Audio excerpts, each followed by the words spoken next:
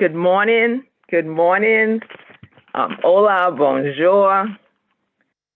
Ni hao, shalom, salam alaikum.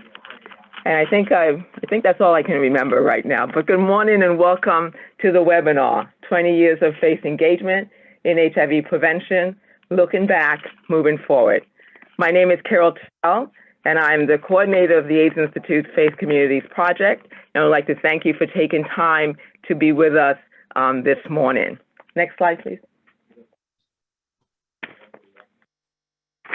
What I'm going to do is briefly, in a few minutes, to briefly review something that we're all familiar with, right now, and is our virtual platform. I'll do that in a few minutes. But I also wanted to, in my welcome, to really to wish our brothers and sisters who are celebrating the Festival of Lights, which starts today. Diwali is today is the start of Diwali for our brothers and sisters, who live in India and also throughout the world. Diwali is really the Festival of Lights, which symbolizes light over darkness. And it's appropriate that this conversation that we begin this morning will really focus on the journey back. Because as many of us know, we're looking at 20 years, but certainly 40 years. This is the 40th year since we have been addressing and responding to HIV.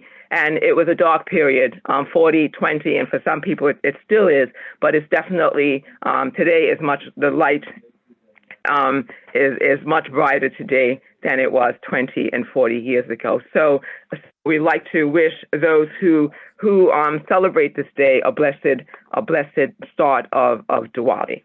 So what we'll do, we have a full agenda. So I'm going to quickly, next couple of slides, we'll just do things that you're familiar with. This is the virtual platform. Next slide. There's some suggestions in terms of use the chat. We're going to encourage you to use the chat feature today. Use the chat by telling us, tell us where you're viewing this from. Certainly share with us folks who've been in your life. Share with us your journey. If you're a faith leader, if you're, whomever you are, what has been your journey? What has been your experience in either working with faith communities, in your own personal faith community, or certainly with working in partnership with others to bring this conversation to faith communities. So please utilize the chat today because we've invited some a wonderful group of faith leaders to talk really about their journey to where they are from like 20 years ago. Like I said, when it was a very dark period in our history in response to this pandemic to where we are today. And this afternoon we will look at moving forward. So the next couple of slides. I encourage you to identify yourself, communicate with us. If we were meeting in person, we will be, we'll be in the. We wouldn't have to use hand signals, but anyway, you can utilize hand signals. Go ahead, next slide. This is being recorded, so we will send you a copy of the recording. The evaluation link is going to be placed in the chat. You'll also have the document that describes the history of the Faith Communities Project, which I will review at the end of the day and not this morning. But we encourage you to share your thoughts about this day with us. Next. So once again, welcome to the webinar. Today it's 20 years ago, it was October 9th and 10th. If you can remember what was happening 20 years ago, it was right after 9/11. But we gathered in New York City, and this project was birthed. And the person who kind of lit the fire and got us started with this was Reverend Dr. Alfonso Wyatt, who we have invited back to do what only he can do. But before we move forward, if we were together, we would say, well, let's have some point of the libation. Let's really take some time. The next slide is we always say, take a moment of silence. But let's let's take some time and think about those people who have been in our lives who are no longer with us. I'm going to call out a couple of folks, but please put their names in the chat for others that you would like to share with us. But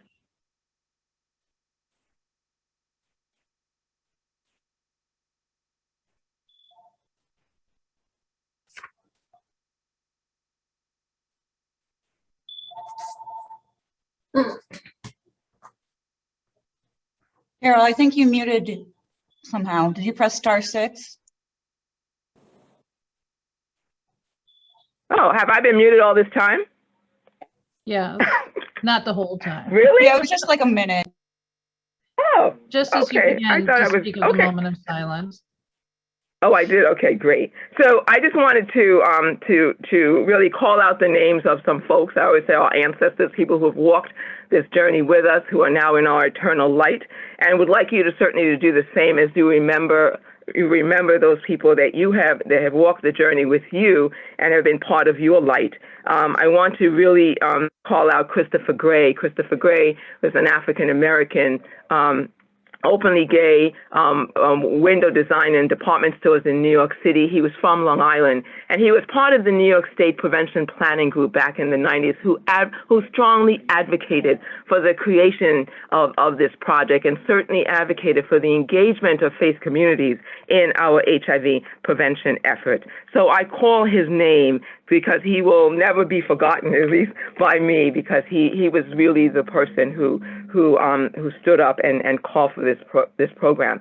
I call Rosetta Menifee. Rosetta was a woman of European ancestry who lived in Buffalo via New York, so she had the Buffalo, New York thing going on. And Rosetta was on every panel we did in Buffalo because she wanted to be a face of a woman living with HIV, especially a woman of European ancestry. But she wanted to be there so that women know that they'll be okay and that they can live. So I call her name. Certainly, we also remember, many of us, Oliver Martin. Oliver Martin was a member of Riverside Church who advocated for the inclusion of faith communities in our HIV prevention efforts, not only in New York State, but nationally and internationally. We call Julian Bain. Julian was from the Albany area. He talked about HIV, the stigma of HIV, very, very early, before we started really discussing it today. And lastly, I definitely have to remember Ed Shaw, who was a part of our Manhattan Regional Committee, but certainly many of us know him as the face of the older adult living with HIV. I call their names so that we will never forget them, but so that we can also bring their energy into the space. And anyone else that you would like to remember, let's take a moment of silence.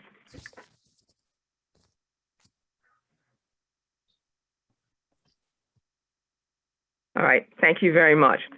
I think what we're going to do is, let me just tell you where we're going today so that you know when we have arrived. Next slide, please.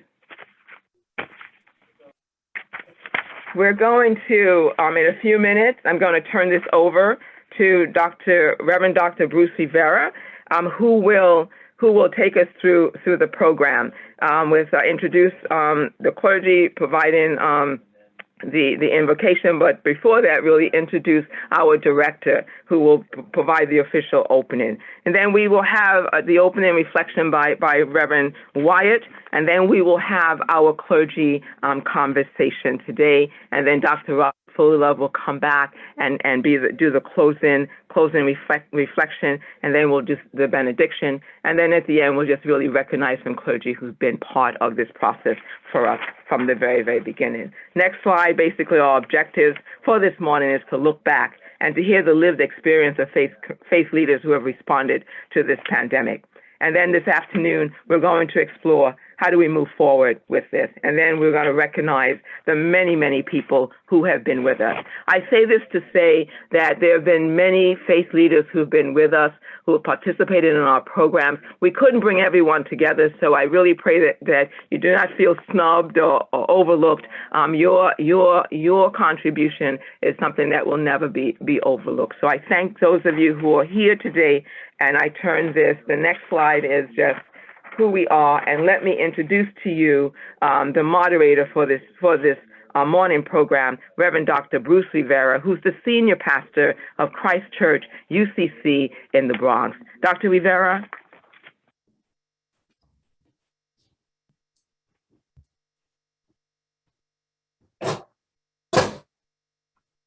I'm here. Okay, there you go. All right. It's on you. Okay, to my Jewish brethren, shalom aleichem. To my Muslim brethren, salam alaikum. To my Christian brethren, peace be unto you.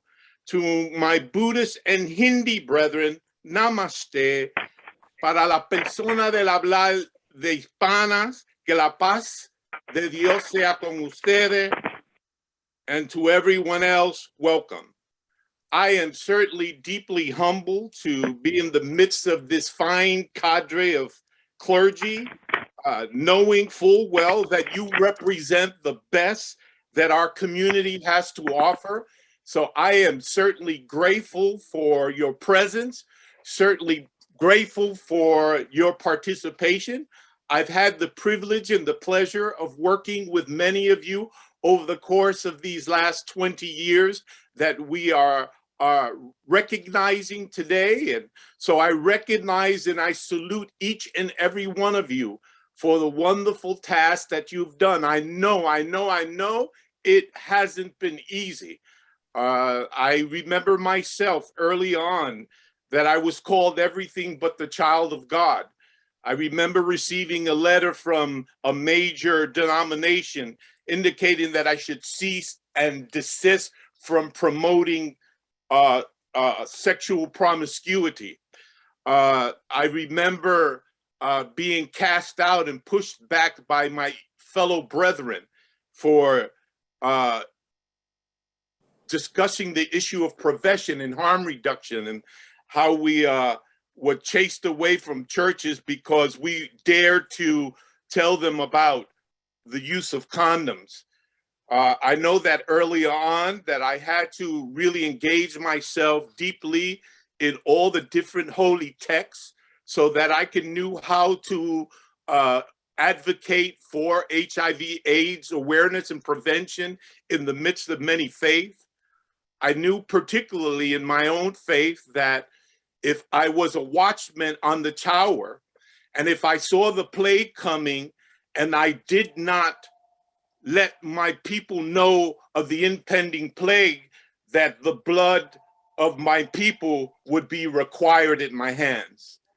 I was not ignorant to the fact that there were people in our congregation who was practicing unsafe sex.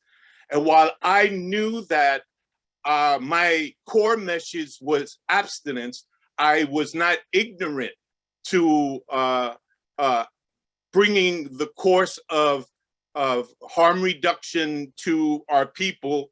And as their shepherd, I knew that this was the thing that I had to do.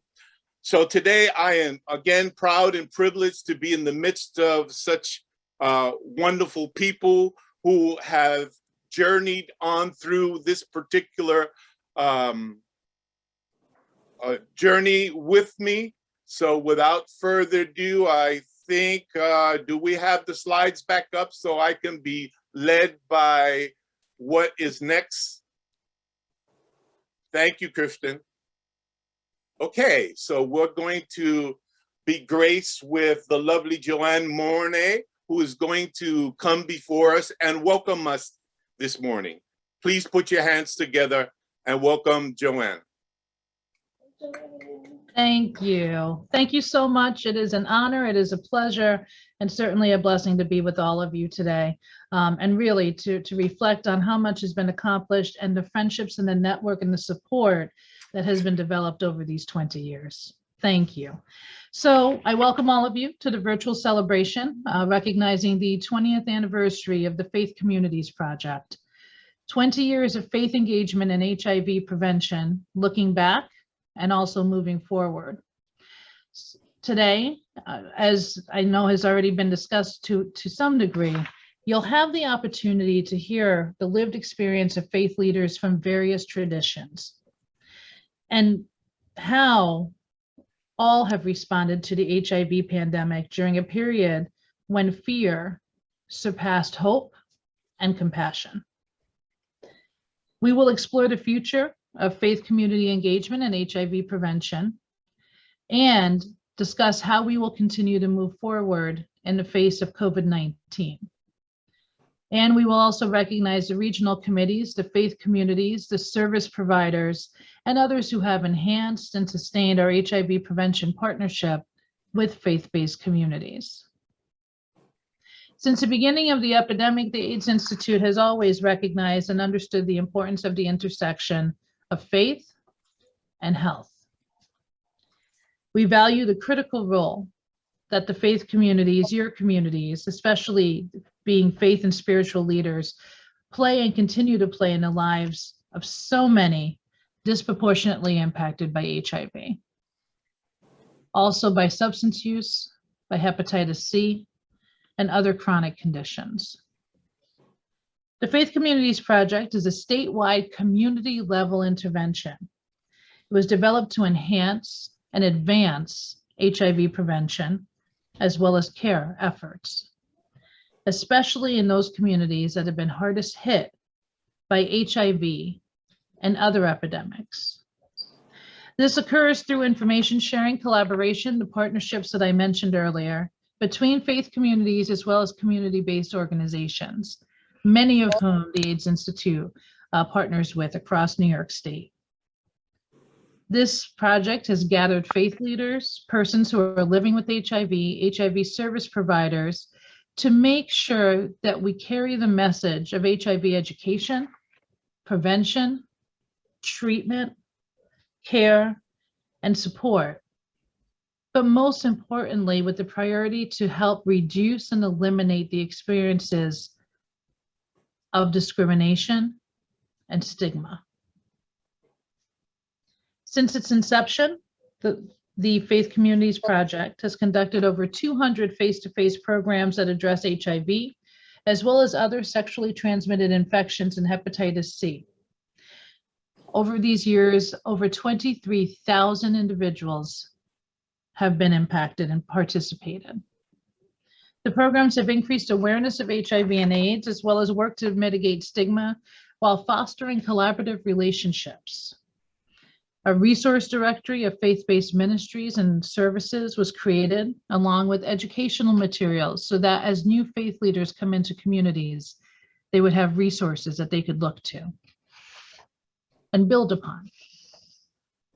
And during the COVID-19 pandemic, the project used virtual platforms to continue faith engagements, raising awareness and educating faith communities, while also continuing to build on the meaningful partnerships that so many of you have been a part of. We could not have sustained this project without many of you who have been part of this program for many years. Your willingness to open your doors, to courageously raise your voice in support of services to protect lives has proven to be invaluable. And we want to thank you. In addition to that, I want to thank everyone who is on the panel today for your commitment and your continued response every time we call. And in closing, I'd like to echo the sentiments that Carol shared, recognizing Reverend Alfonso Wyatt, who opened our first statewide gathering in New York City 20 years ago, allowing the exploration of the role of faith communities in HIV prevention and healthcare, and who continues to answer our calls and accept our invitations to share his story. It is the willingness of each of you, and in this example, Reverend Wyatt, who are so willing to share your own stories and to take the role of leader in these conversations that had allowed us to develop the best practices, to develop the resources, and most importantly, to develop a network of community for all people.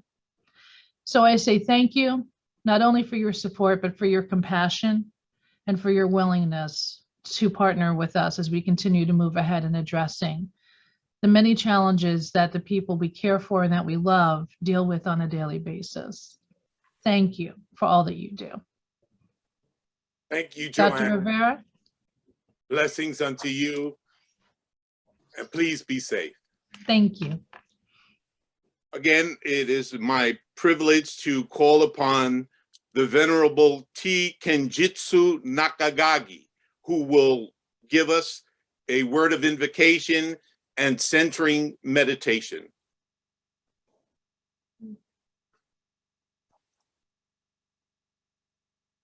Venerable? Yes, sorry, I have to unmute myself. Good morning, everyone, and thank you very much. This is my great pleasure to be here. I'm honored to be here, participate in this one. And then 20 years ago, I believe I was president of the Buddhist Council of New York, and so I involved that way. And then, of course, Alfonso, Reverend Alfonso, involved with the Interfaith Center of New York. At that time, I believe I was a vice president of the Interfaith Center of New York as well. And so right now, I'm actually started a new organization, Heiwa Peace and Reconciliation Foundation of New York. So I'm president of that. But then what I would like to do here is since we will have a lot of discussion and everything, so it will be good to bring the focus and central part. So meaning simply the breathe in and out. And so I would like you to join me in meditation. And I don't know, some kind of sound appeared, but I hope this is not bothering much. Okay, so in a way, when we have silence, it's nice part of silence is you can do your own prayer, your own language in your mind, of course.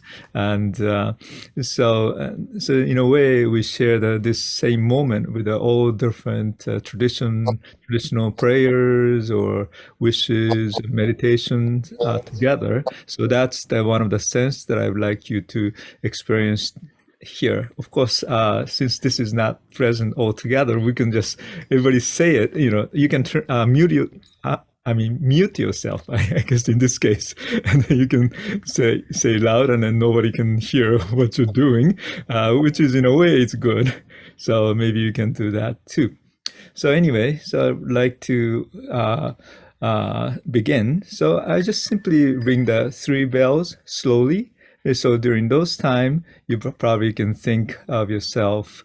And also today, as Carol mentioned, first of all, I wanted to thank Carol too for inviting me to be here. And then happy Diwali.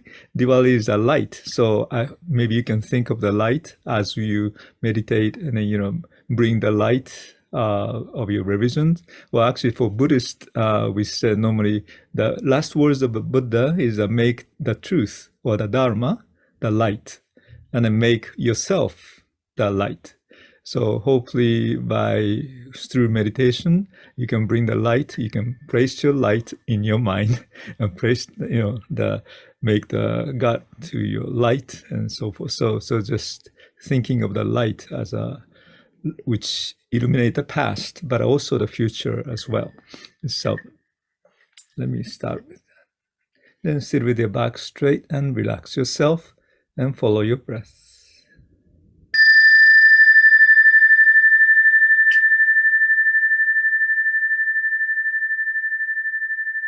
And breathe in and out slowly and deeply using your lower stomach.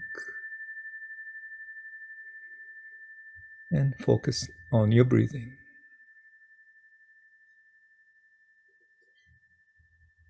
Your body should be relaxed. And simply count your breath. Pass.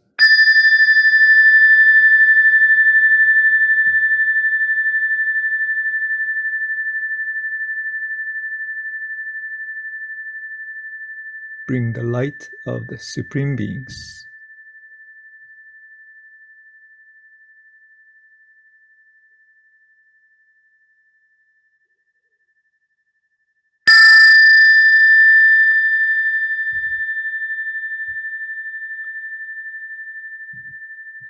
Make yourself be a light.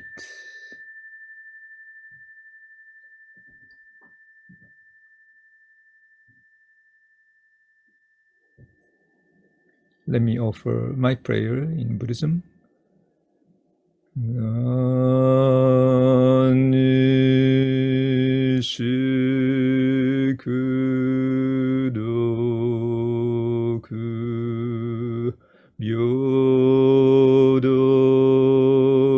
sai no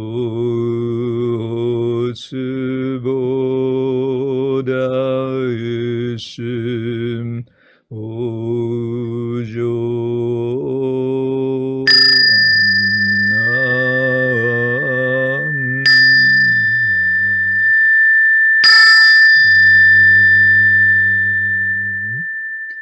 May all living beings be happy, well, and peaceful. May we all be free from suffering and sorrow of birth and death. May we all be free from attachment, from greed, anger, and ignorance. May we all attain ultimate happiness and peace of enlightenment. Namo. Amen. And thank you so much. Peace to you all. Thank you, Venerable Nakagaki. At this time, it is my pleasure to present to some and to introduce to others a dear friend of mine, a friend of over 30 years, a man who has been active in many, many different circles that people of faith have had to journey in order to meet the needs for the people that we served. Without further ado, ladies and gentlemen, please put your hands together and let us welcome our dearly beloved, the Reverend Dr. Alfonso Wyatt. Please hear ye him. Well, thank you, Dr. Bruce, and thank you, Dr. TK. TK and I also go back. There are many names and faces and people. Some I have not seen or talked to in a while. Some even have been elevated to the ranks of bishop. Oh, I know who I'm talking to. I know who I'm talking to. Yes, indeedy. And I hope I can continue this talk. To the brothers and to the sisters that are here to celebrate an occasion. We celebrate now, but 20 years ago, 30 years ago, there was little reason to celebrate. I want to thank my dear sister, Carol. I've been in touch with her. I've been retired. I'm still in touch with her, get her emails. She is, I'm talking about more than just a leader, the Pied Piper. She is the one that holds the fabric and the tension of being in real time. I want to thank you, Bruce. I haven't seen you. You're right there, 2 blocks from where I was born. So we're here, united. I heard somewhere that if there is no enemy inside, then the enemy outside can never harm us. Think on that. And when spiders unite, they can tie up the lion. And I believe that there was a call for people to put down their war clubs, to put down their skepticism, to put down their ignorance and their fear. And when I was invited to be the first speaker from the faith community to address those who are from all over the state through the AIDS Institute, I was honored. I was honored because how I got to this issue, how I got to be involved. Before there was an AIDS Institute, we were looking at people that I grew up with that were my friends, childhood friends. One day you would see them and one day they would be gone. In the prime of life, death coming at that age where you're not fully grown or integrated or able to really kind of ponder what is going on. I remember a young man. I saw him in the neighborhood bodega on a Tuesday and on a Thursday. That question, you remember that question? Did you hear about so-and-so? Once you heard the question, did you hear about, you already knew that they were dead. That was not a place or time to live in. And as I moved up, I became vice president of the fund for the city of New York. And during that role, played a background role in building the infrastructure of a number of agencies that came into being. As the money came into being, agencies were born. And most of them had little or no infrastructure. So I was part of a group that was able to help build the infrastructure of some of the organizations that perhaps even folk who are on this Zoom call are a part of. I'm telling you that it is a calling. But something happened that I want to just kind of focus in on, and then I'm going to let you alone, because I know there's a long day and a long program. I just need to breathe. Thank you, TK. There was a young man that worked in a youth program that I was a part of. And we sent him to a retreat. He was a young man in his 20s, early 20s. And we wanted to build his confidence. So we sent him to represent our organization at a retreat upstate. He was so excited. He was grateful for the opportunity to be trusted, to be in the lead, et cetera, et cetera. Well, when he came back with a cold. And we thought, oh boy, it's probably those little cabins that they were staying in wasn't well heated. And we felt bad, but we were still happy. This was a young man. He lived in Harlem. He could actually run when the #1 train came up out of the ground, up going towards the heights. He could run and beat it to the next stop and run up the stairs and board the train. That's how much strength and physicality and just exuberance that he had. Well, he started getting sick and going into the into the hospital. And we still didn't think anything too much of it. A few months later, we found out that he had HIV. And it was moving towards full-blown AIDS. My wife met this young man on the job when she would come and see me, and they started talking. To make a long story short, we moved him into our home. I learned more about ministry, about what it means to love, what it means not to judge. From this, I would say, month that this young man stayed with us. He was the first person that I could truly say I was in the presence of a person when they took their last breath. I made a declaration that I got to do more. I got to do more to speak to the ignorance and fear. When ignorance and fear combine, it's never a good thing. People were afraid to host funerals in their church. They didn't even want a body, a dead body in the church because of fear. There were all kind of mischaracterizations, I would say, of God that became the rallying cry. There was work to be done. All I knew was that I was called not for some people, but for all people. And the AIDS institute the opportunity to speak to people from the heart, to share this story.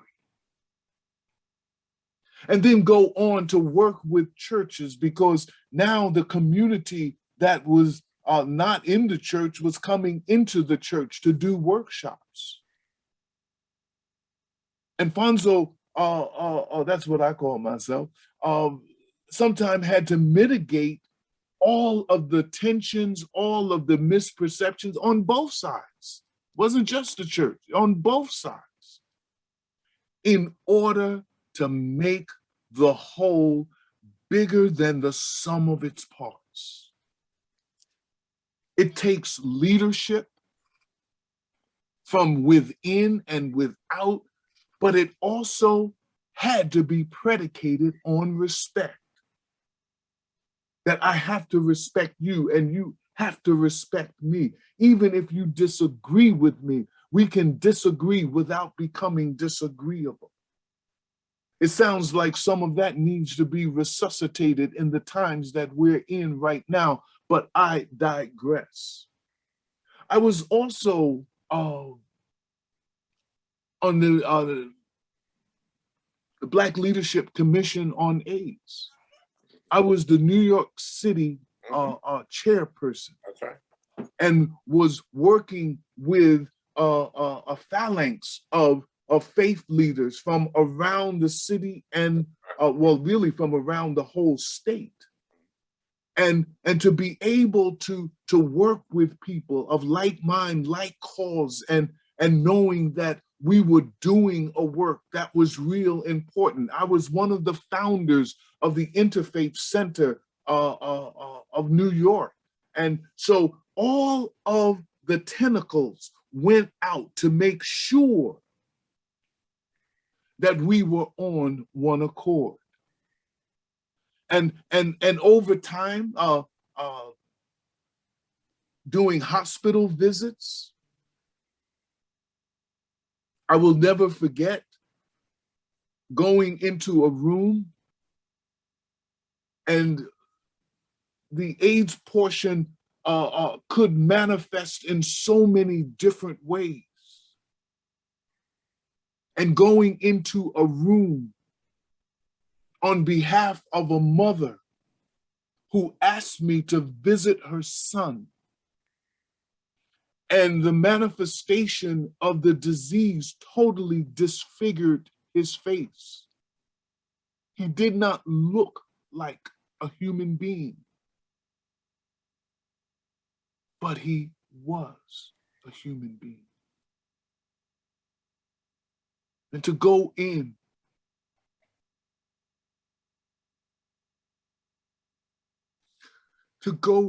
and pray from the heart for this young man.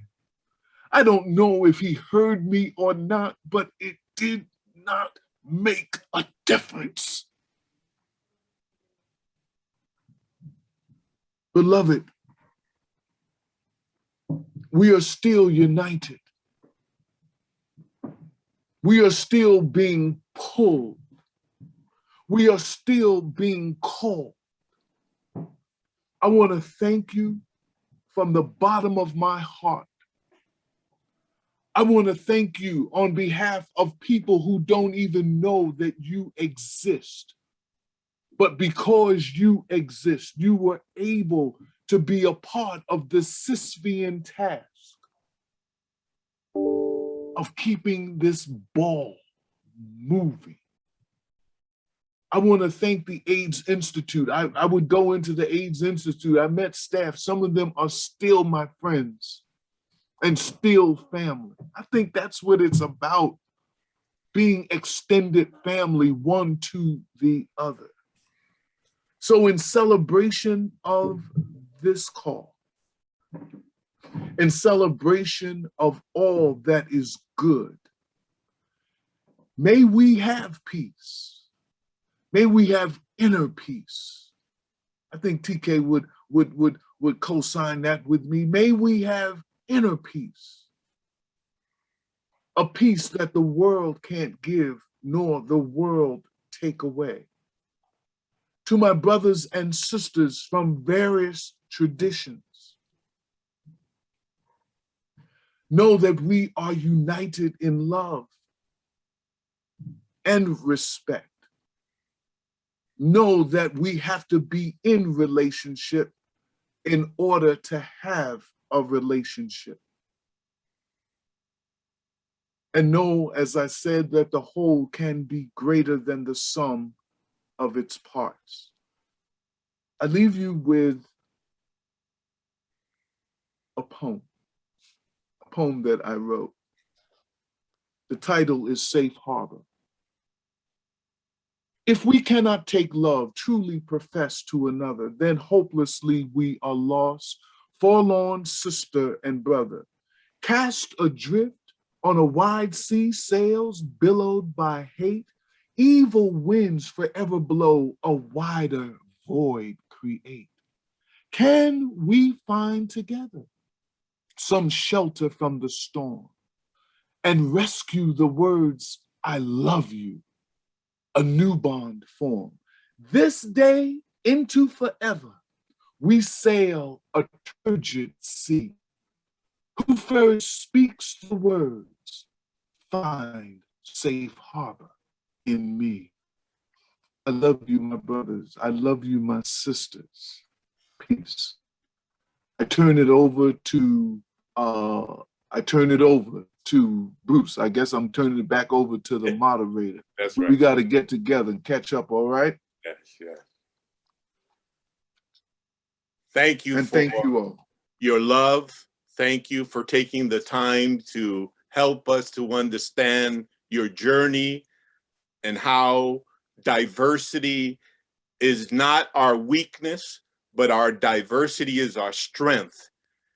And together we have come to know and respond to each other's call, to work alongside one another, to advance HIV awareness and prevention during a time where the struggle was met by much adversity. So I am grateful once again. I know that I am challenged because of time.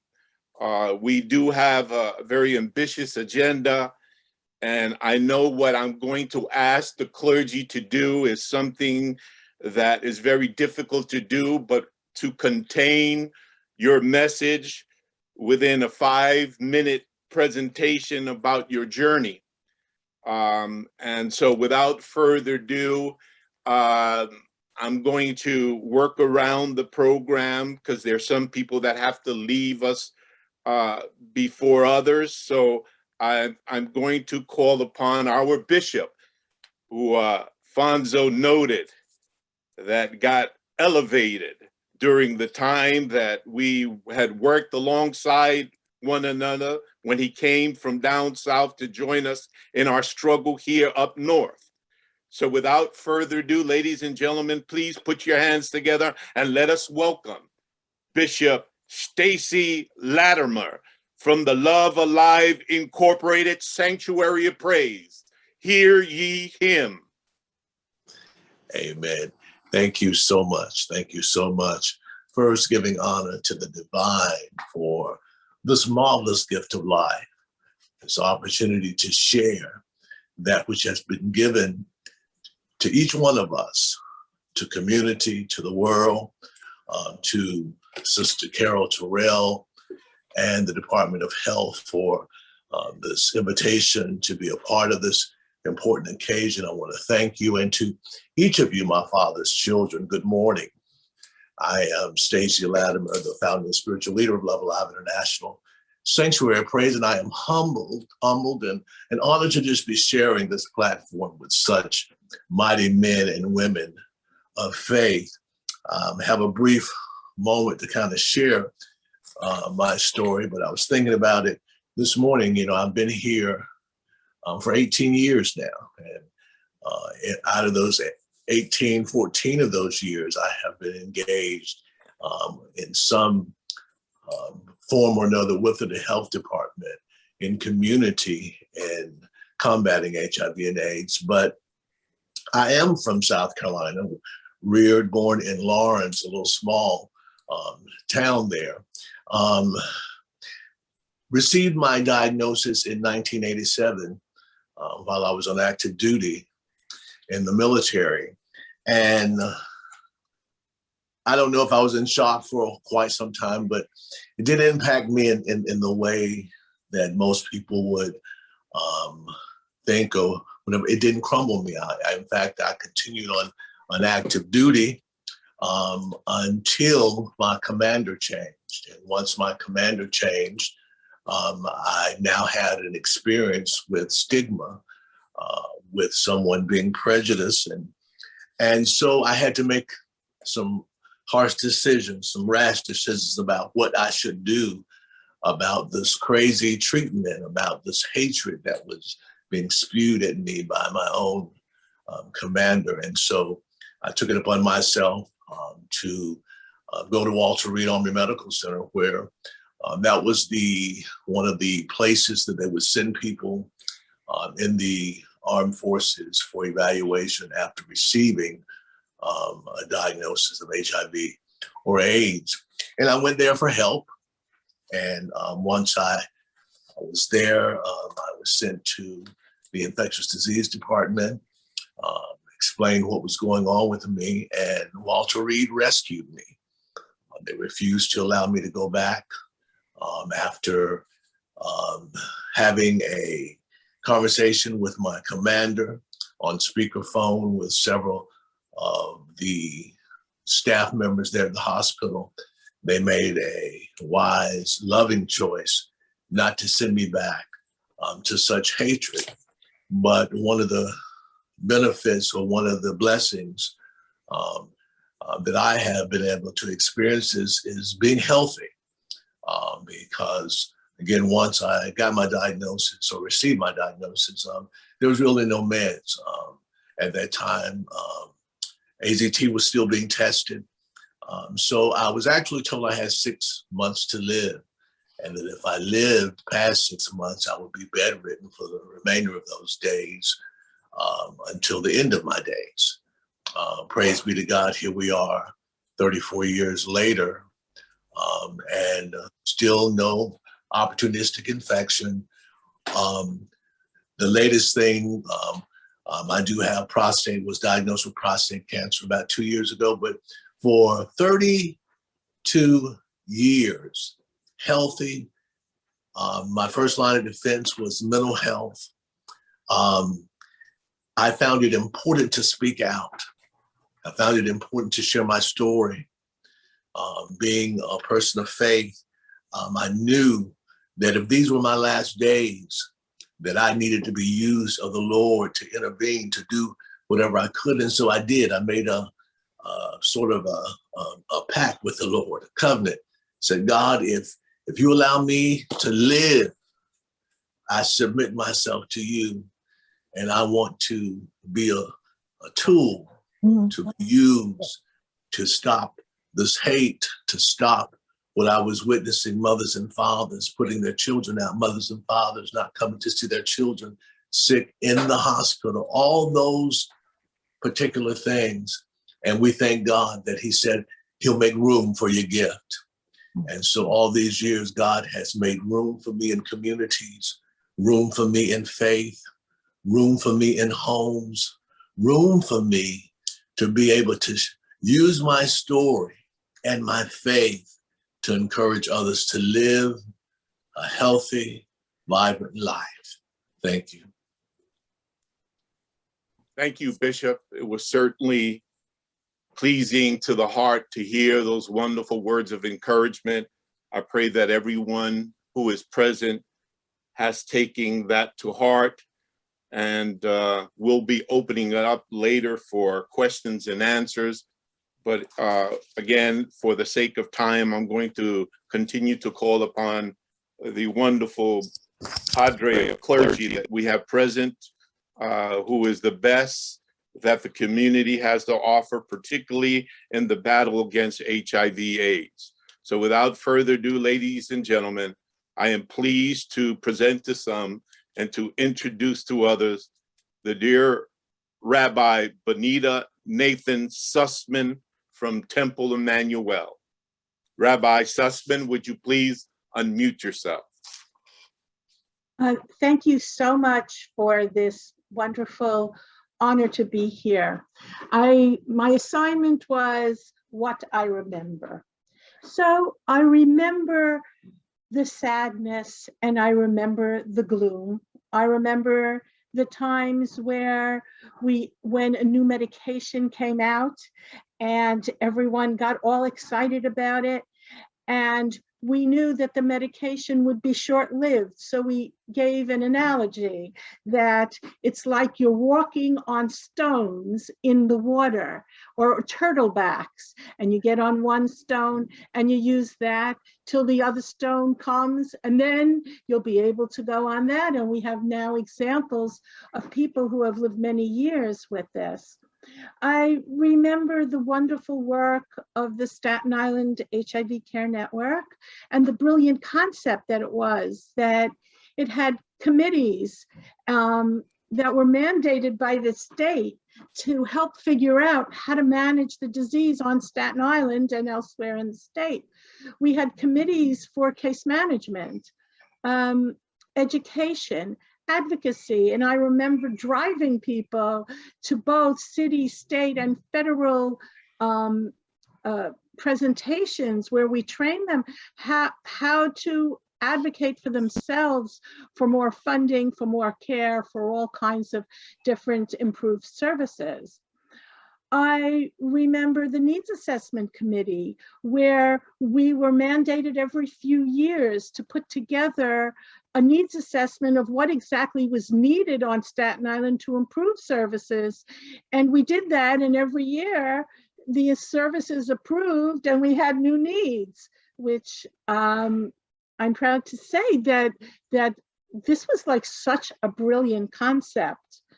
I also remember volunteering, and I have to say with Reverend Terry Troya on Staten Island, who was a brilliant genius around caring for HIV people and listening and tending to their needs. And between Reverend Troya on Staten Island at Project Hospitality and Diane Arneth at Chassis, Staten Island began to lower our numbers and education projects were built, and we dealt with housing issues.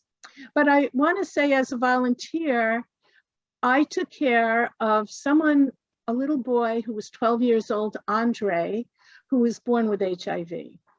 And I had 4 children who were in Jewish schools. And I had in the back of my refrigerator AZT, because if anybody saw that I had AZT in my refrigerator, they wouldn't allow their children to play with my children. It was as bad as that. So it was a big secret that we had Andre on the weekends to take care of in our home. Andre did pass away at the young age of 12, and a video was made about him. Actually, an HBO movie was made about him, and I remember that. And I also remember that I was the ESAP program manager at the task force, which worked on expanded syringe access. At the time, there wasn't any. It was a new rule that you could buy needles, clean needles in the pharmacy, and we helped train the pharmacists how to dispense these needles without any underlying malice or attitudes. And with that, I think I'm near my 5 minutes. I've seen the improvement in the lives of people with HIV through the geniuses of medicines and trainings and certain kinds of alternative cares. And I hope for the future that not only will we find some sort of cure for HIV, but for COVID and other infectious diseases. Thank you, and there is hope for the future. Thank you so much, Rabbi Sussman, for those words. We continue to work across faiths in order to build a body that has been uplifted by one another. I am always blessed to know these people who are sharing today. It has enriched my life because as a young Latino male growing up from the South Bronx, our tunnel vision preempted us from doing the kinds of things that we wish to do. And I was grateful when my eyes and my spirit was enlightened by knowing all of the people who are present today and on this journey of many years. And so without further ado, ladies and gentlemen, I'm going to present to some and introduce to others my dear Muslim brethren, Imam Dr. Abdus-Salaam Musa, who represents the Southeast Queens Muslim Collective. Ladies and gentlemen, please put your hands together and greet ye him. Imam Musa, the floor is now yours. Assalamu alaikum. Peace be unto you all. Thank you for allowing me to be a party to this prestigious panel. My journey serving those who have been afflicted with this dreaded disease, HIV and AIDS, goes back more than 30 years. However, I will basically attempt to deal with the people in this organization for the past 20 years in my involvement. I was working with an organization in the late 90s, early 2000s, the Protestant Welfare Agency. And the agency that I was working with that was being funded by them, we were doing the work, getting the education out about HIV and AIDS throughout the Islamic community. The unfortunate thing about that is that many of us were like ostriches. We had our head in the sand. It was all right for us to give information out, to talk about this dreaded disease, but when it became one of the deliverables of sharing condoms, the Islamic organization went up in arms about that because they were under the denial that this dreaded disease was affecting Muslims. And with that, the organization itself had to stop giving out information about HIV and AIDS. I was appalled by that because I knew so many of my friends, associates who were afflicted with this dreaded disease. Some had died and they were Muslims. So what could I do to stay involved in this work? I notified a very good friend of mine who had an organization in the Bronx who was open to sharing and educating the community that she and her organization worked in.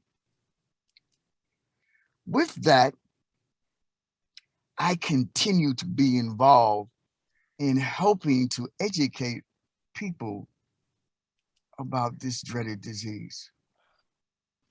I reflect back on some very personal friends of mine who had died from the dreaded disease of AIDS, because in their past life they became involved with whatever, and they were able to unfortunately be afflicted by the disease.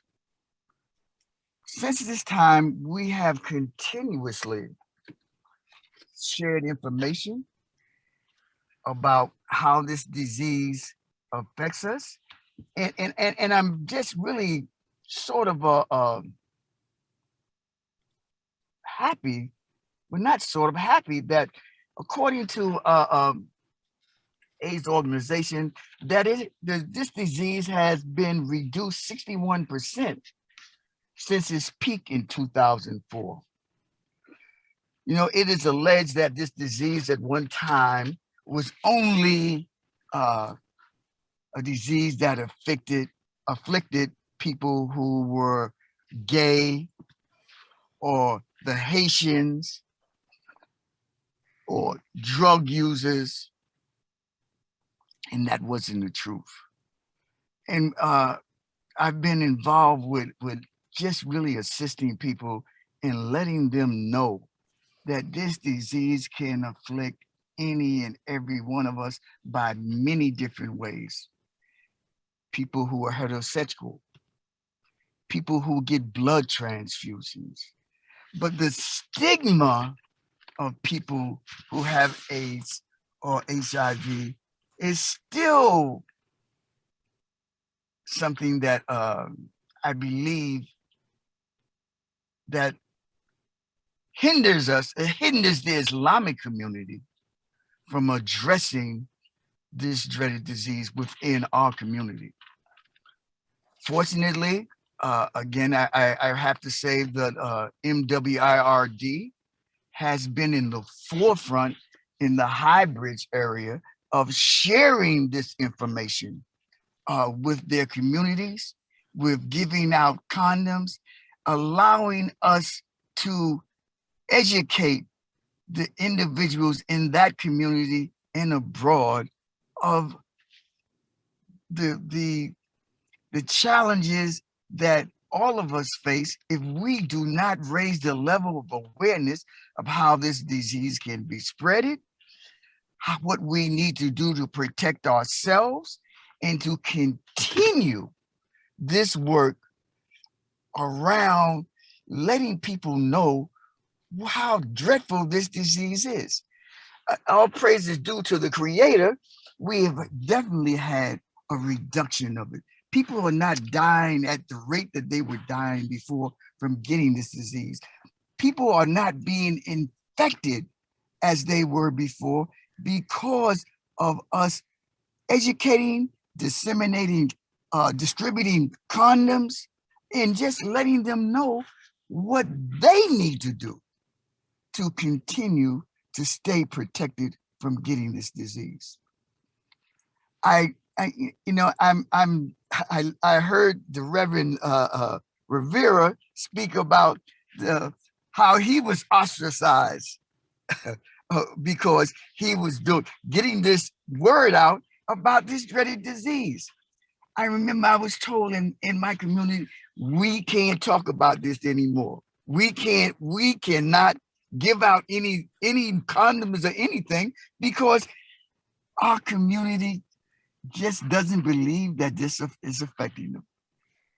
I've met some very wonderful people working in this arena. TK, Reverend Wyatt, and Carol, who, as Reverend Wyatt said, has been the Pied Piper in leading the cause throughout New York State in talking about this disease. I remember just recently, before the pandemic hit, that we were doing a survey amongst the mosques and the Islamic community about HIV and AIDS. Still, the participation was low. So we have to keep on working together to help those who do not understand how dreadful this disease is, what we have to do to keep educating and keep working together, because we are one humanity regardless of our belief systems. We only serve our Creator by serving His creation. Thank you. Thank you, Dr. Musa. Again, our diversity is not our weakness, but our diversity is our strength. We have embarked on a quest to rid this terrible scourge that seeks to take our people amongst us, and unity amongst us has helped us continue the battle before us.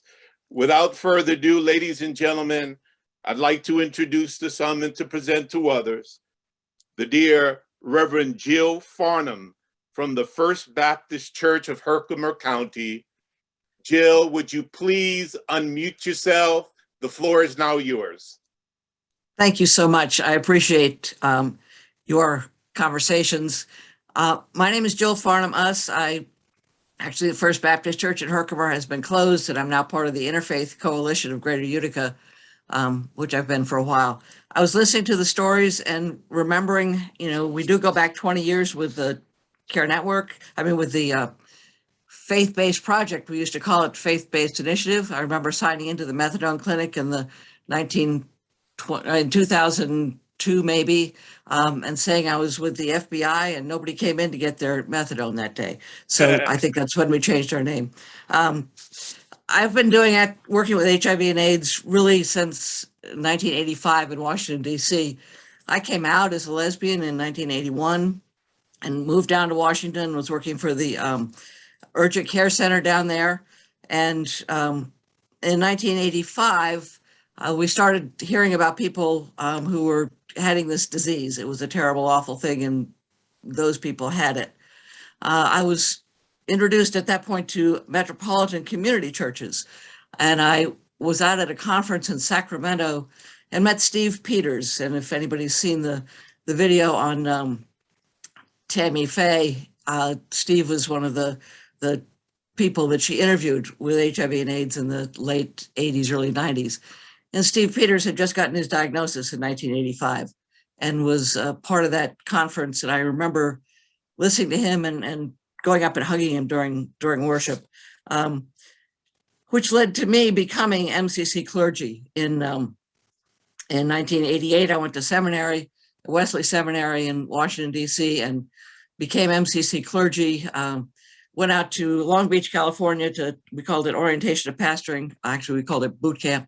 And we were out there to make sure that we knew how to pastor in a place that was not going to like us and was going to want us to be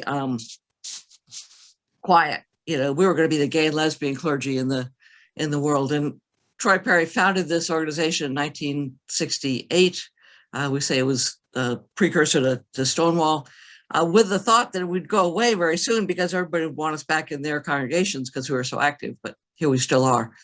In 1988, we were becoming clergy and becoming part of a seminary, a Methodist seminary, and discovering that people were hiding in that seminary. There were a lot of other gay and lesbian people there, but I was the one that was visible.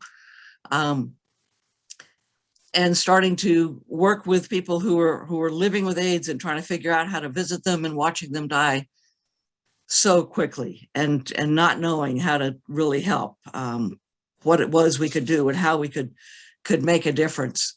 In 1991, I moved up to Albany, New York. My wife and I moved up to Albany to pastor the Metropolitan Community Church of the Hudson Valley, where we were, again, seeing people coming in who were told they weren't allowed to be in church because they were gay or lesbian or had AIDS or trans, or there were a whole bunch of reasons they couldn't be in church.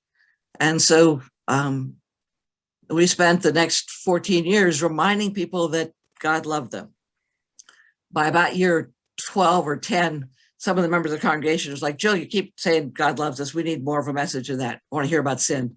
I said, guys, you know all about sin. There are people coming in today for the first time. They need to know God loves them. I'm glad you know it now. You need to keep hearing it.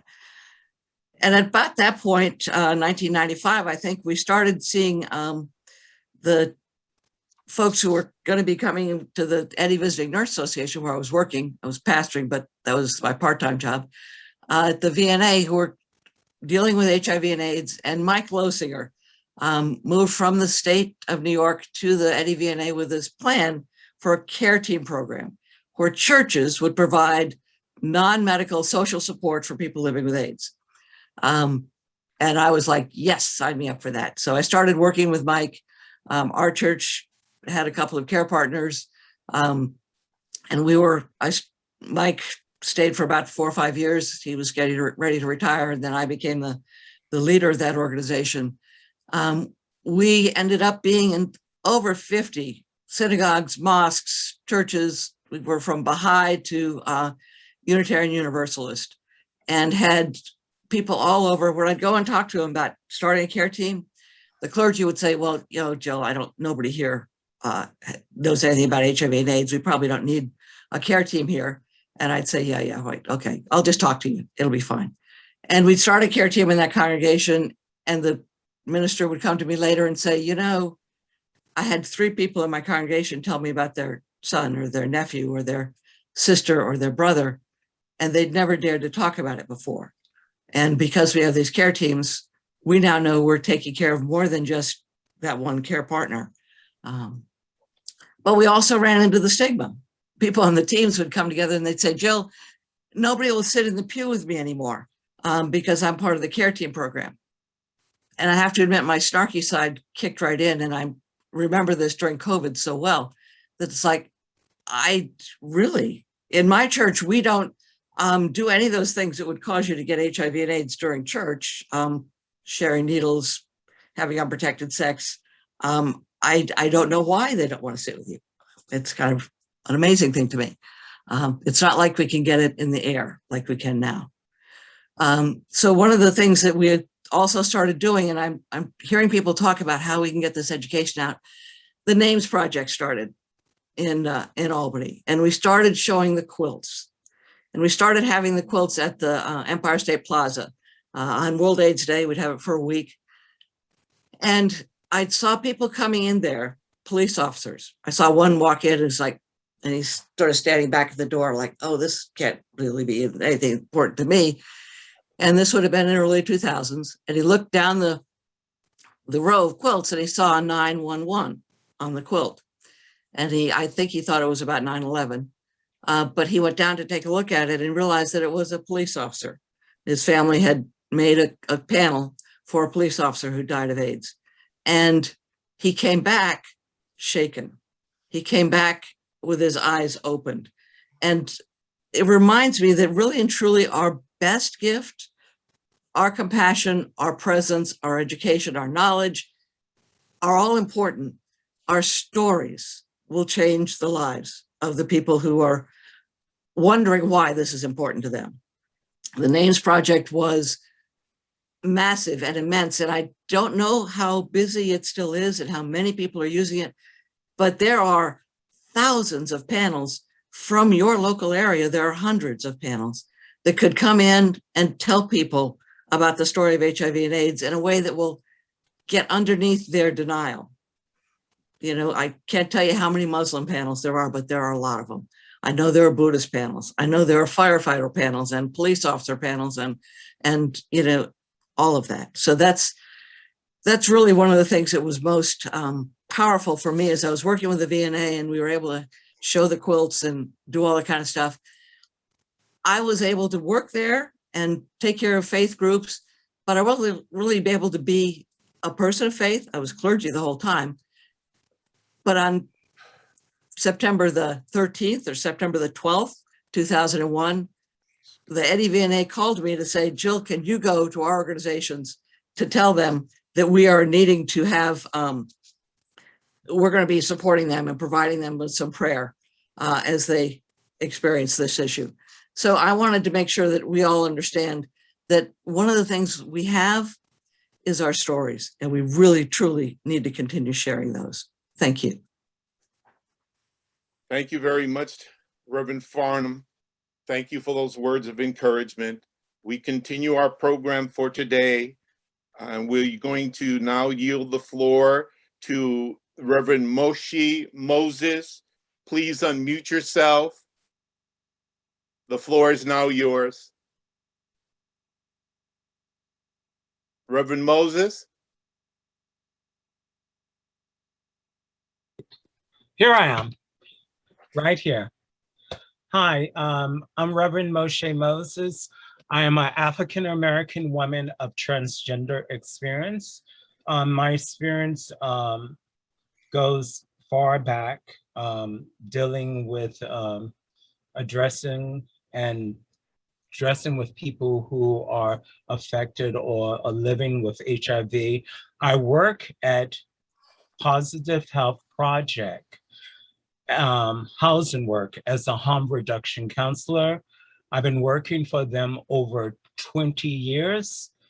And in my 20 years of working with them, I also started off as an outreach worker, working from 11 to even 1 in the morning. The target was gay and lesbian and transgender sex workers. And within that, I work as a health counselor within Midtown Community Court, targeting transgender sex worker, giving referrals and working with a program that that was a 6-week program that kept them from going to be imprisoned from sex work.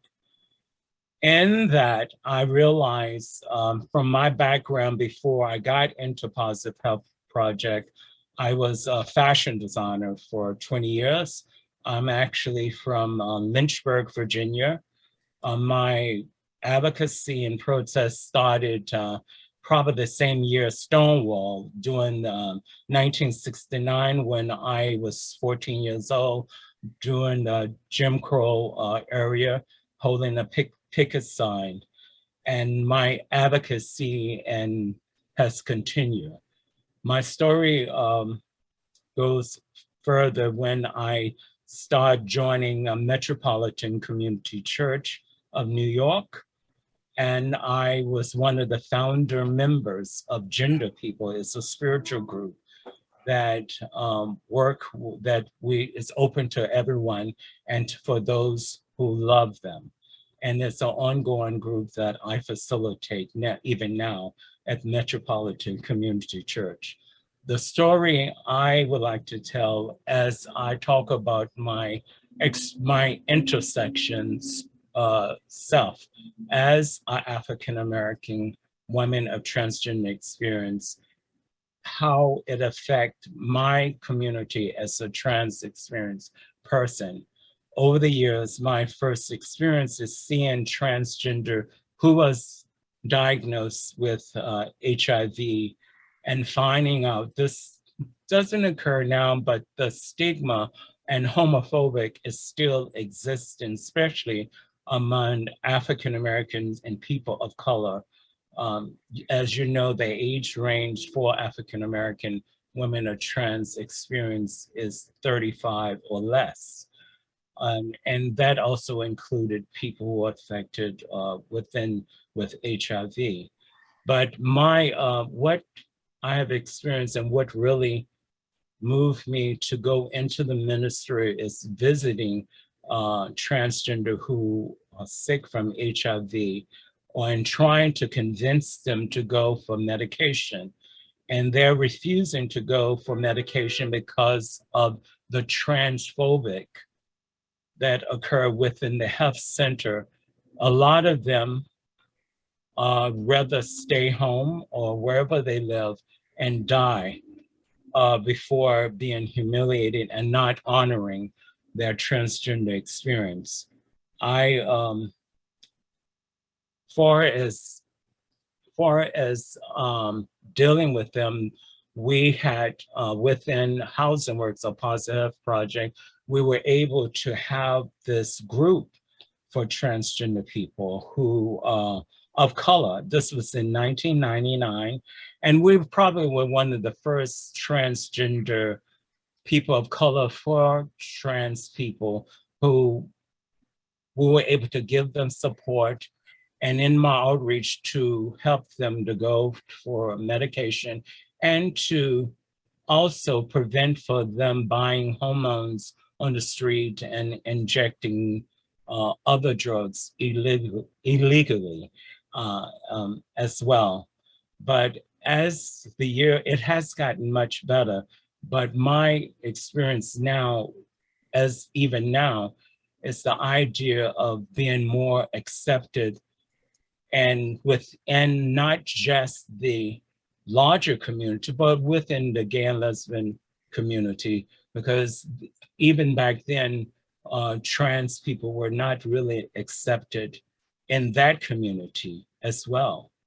And my hope for the future as we move forward in dealing with this community of faith, that we will open up our arms to the more transgender community, because I've seen over the time those ones who were transgender experience coming to me horrified and depressed, going back to their home church and being rejected and even thrown out of that church, identifying as a person of trans experience. So my prayer is that we will be more open and accepting of the trans people of transgender experience. Thank you. Thank you, Dr. Moses, for those words of encouragement. We pray that they have fallen on good ground and would accomplish that which God has intended. Without further ado, we're going to call upon the Reverend Gale Jones from the Long Island Community Fellowship of West Babylon. Reverend Jones, would you please unmute yourself? The floor is now yours. Good morning, and thank you very much. It's always a pleasure to respond to a request from Carol. She has been a very steadfast model with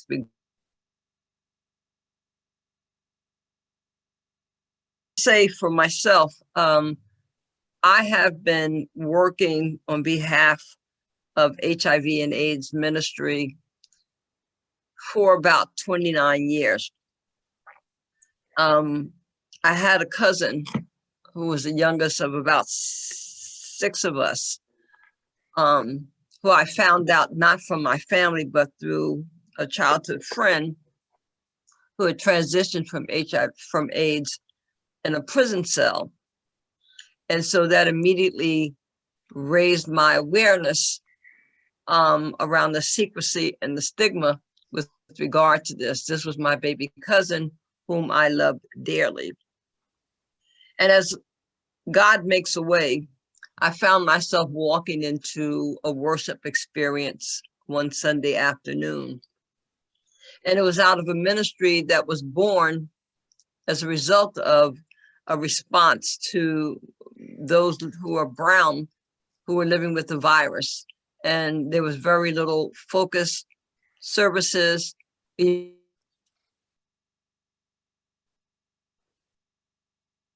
I found myself bridged with what had happened with my family with regard to my cousin, and this sense of the spirit of hospitality that I had grown up in.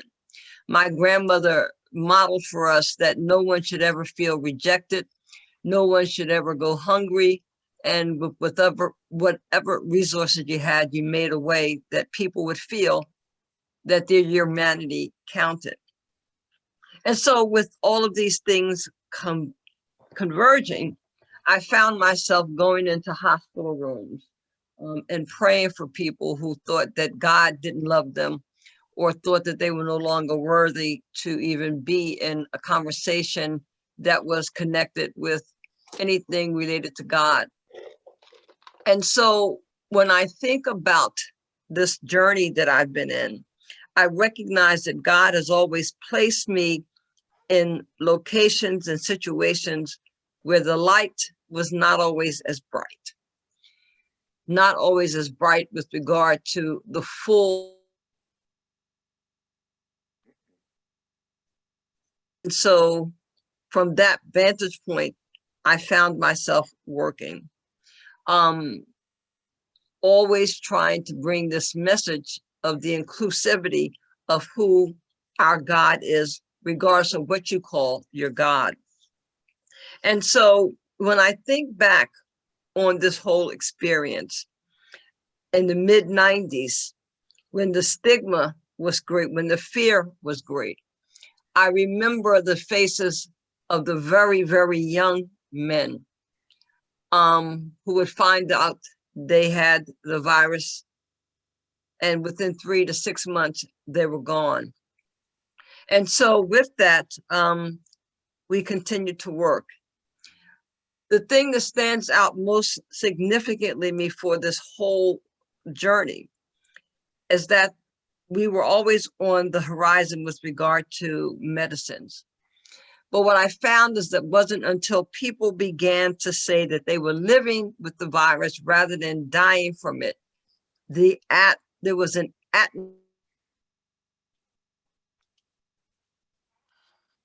impacted by the virus began to fight.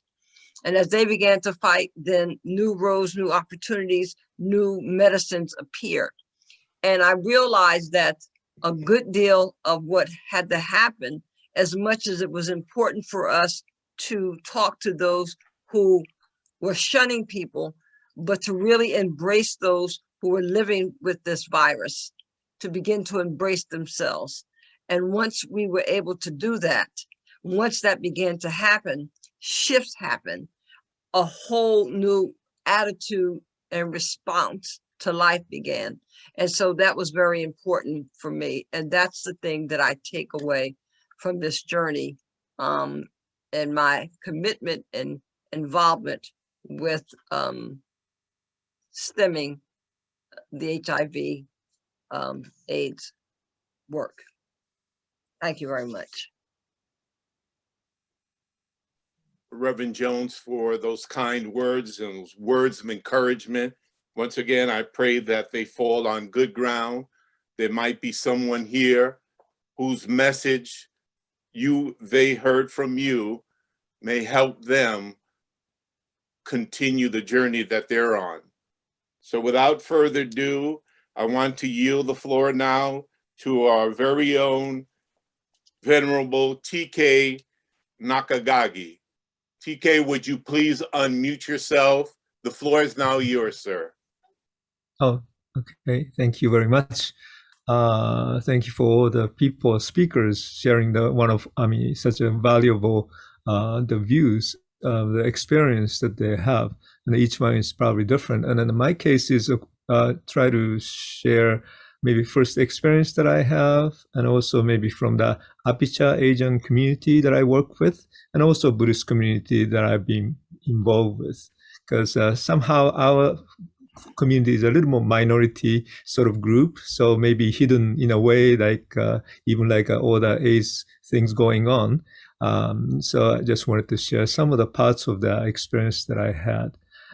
First of all, my first encounter of the patient of the AIDS was actually one of my member, and they are very close to me too. So they just called me one time, like in 1996, I believe. Somewhere, I just don't remember exact year, but I know that was after I came. A couple of years later, that was the first time I ever have any, person severely ill by the AIDS. Of course, the worst, HIV and AIDS are all over the place, but then I didn't have much of experience.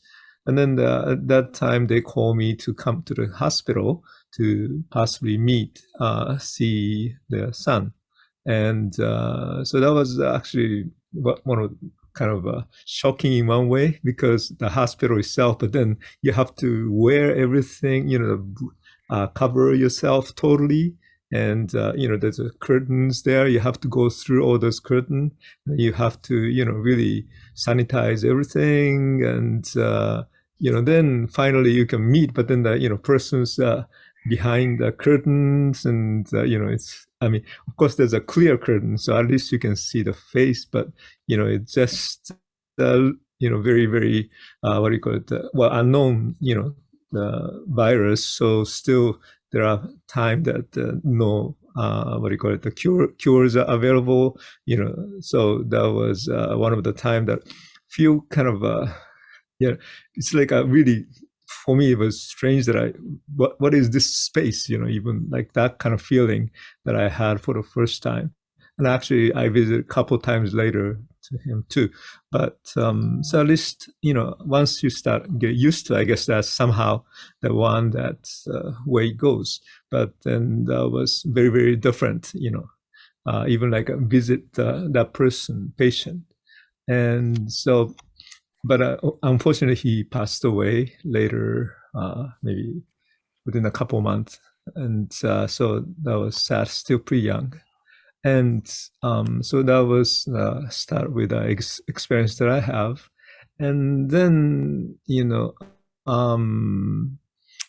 yeah, well, at least I guess there are many shared experiences that you have. So, but then the second thing that I wanted to also mention about is the Asian community. There's an APICHA called Asian Pacific Islanders Coalition on HIV and AIDS. And actually, I'm working with them more formally as a religious advisor or clergy advisor from 2005 until I left the temple 2010. So, and then the APICHA itself is actually started 1989. So right after, it's a while ago, but yet I think the clergies and they start requiring or having advisor is during those time, I guess. So we did have various programs. We try to bring it in Asia because Asian communities are slightly different because they don't want to talk and they want it to be more private, and at the same time, stigma is very high, and so it was challenging to even reach out. And so we have various events like free testing and also. And then when we comes to that, next month, I guess, World AIDS Day, we try to do different program to encourage people to join, and the testing, and at the same time, giving those pamphlets and all those things. And so that was the way that I was doing it. And then lastly, I wanted to also briefly mention about the Buddhist community. And Buddhist community in general was sort of accepted. Basically, in teaching wise, there's no much of the things, or basic teaching itself was to be able to accept who they are, whatever the orientation, it doesn't really matter because each one has life. And so that we treat people as life itself. But yet, having said that, still, you have some difficulties, some of the peoples or some of the temples. So, but then for a while, when we have the Buddhist Council meeting, we always have one ace family or, couple always attending our meeting. And so that was actually, in a way, encouraging, people to see, in an actual sense that we do all the meetings and share some of the thoughts and, that do activity together. So that kind of togetherness is, for me, was very encouraging for the past, that I was actually happy to be in part of the Buddhist community in that sense, because hearing all the difficulties other community that they face. But at the same time, it's just, what do you call it? Kind of a new awareness of the teaching paths too. So in many ways, for me, these HIV/AIDS is a really educational experience for me.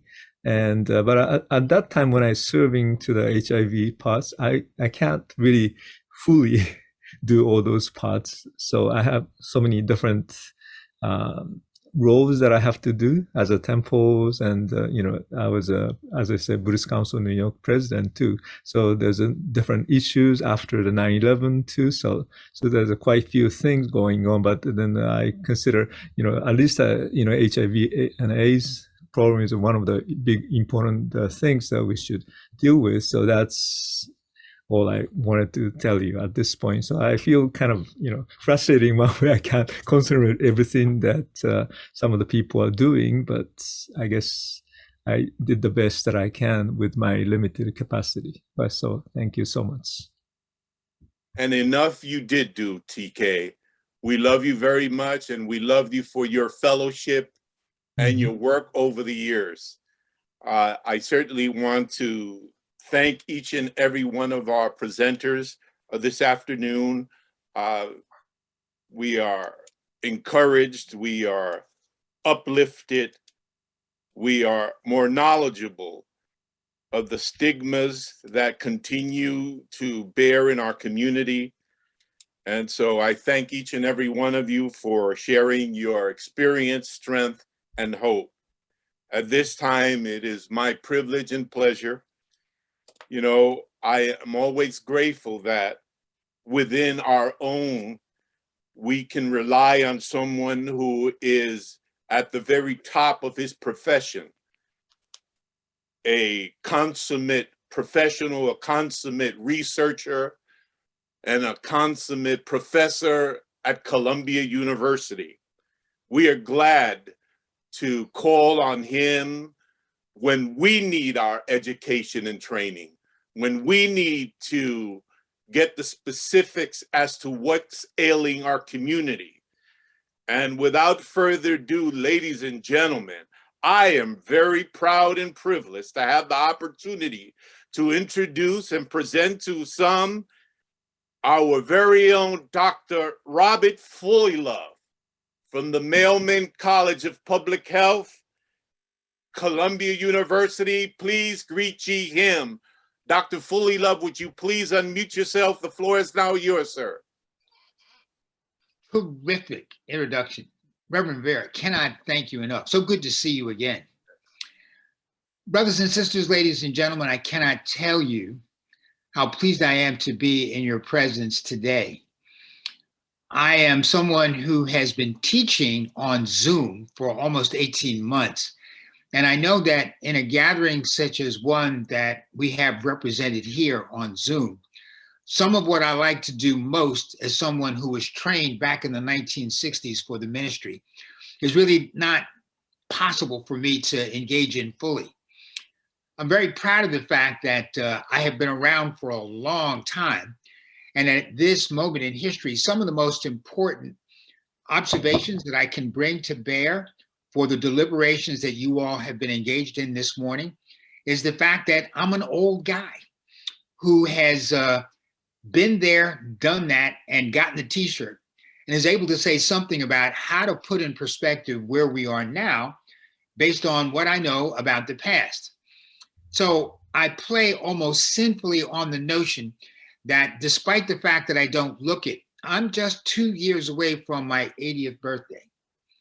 I come from a family of physicians.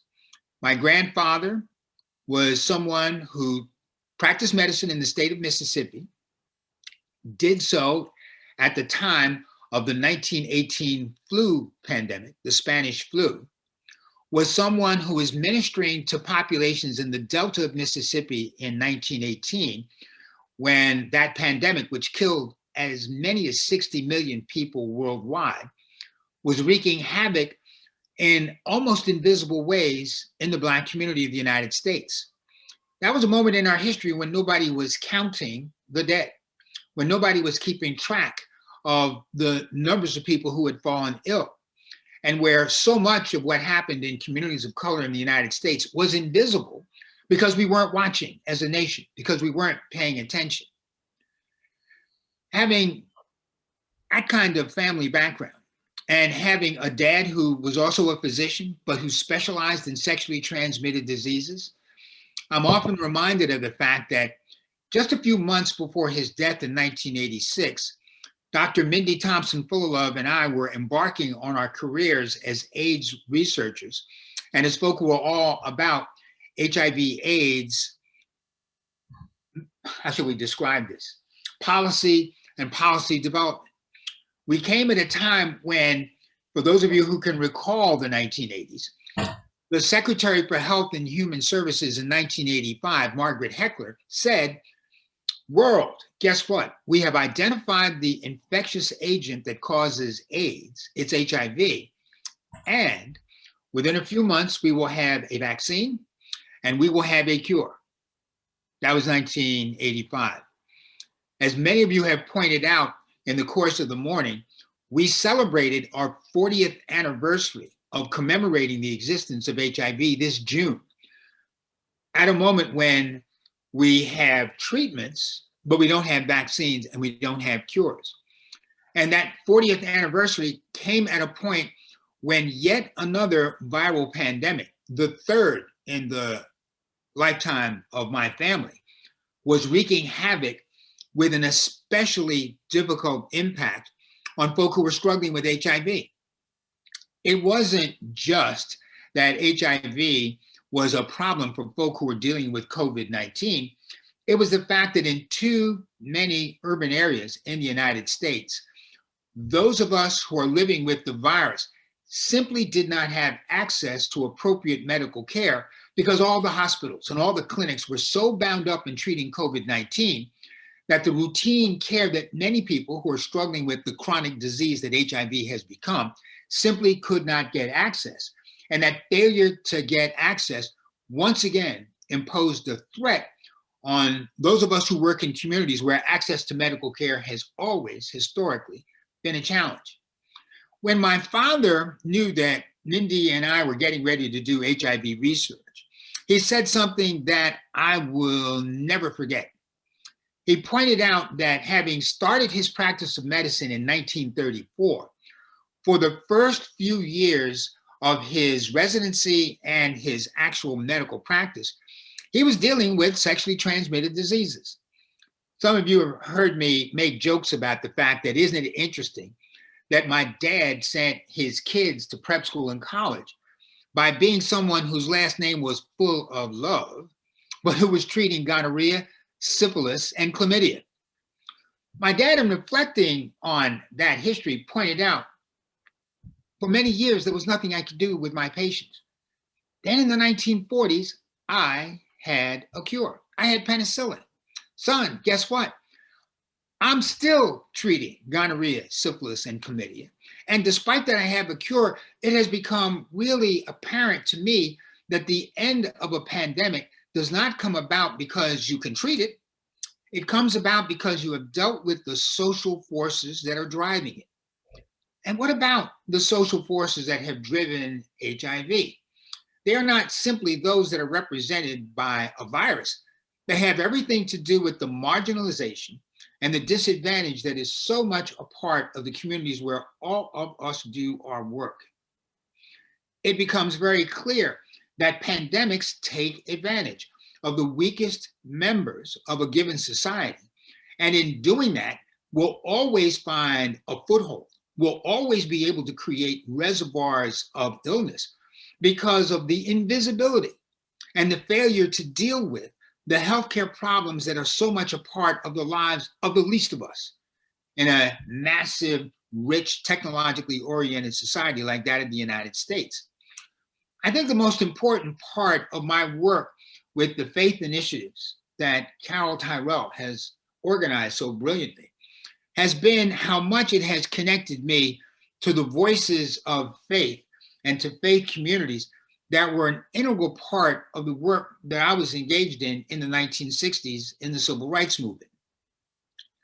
Many have heard me mention ad nauseum the fact that of all the blessings I have received in a long life, being an intern in the offices of Dr. Martin Luther King and the Southern Christian Leadership Conference in April of 1964 changed my life.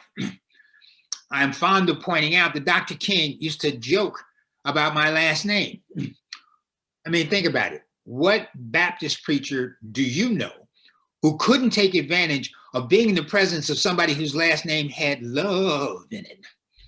So from my dad and his practice dealing with sexually transmitted diseases, to my engagement with the faith community in the civil rights movement in Mississippi from 1964 all the way to 1967, I think I have been uniquely privileged to see much of the nature of the struggles that we confront today as we still struggle with HIV, but are now being called upon to take the knowledge that we have acquired in struggling with HIV to use it against COVID-19.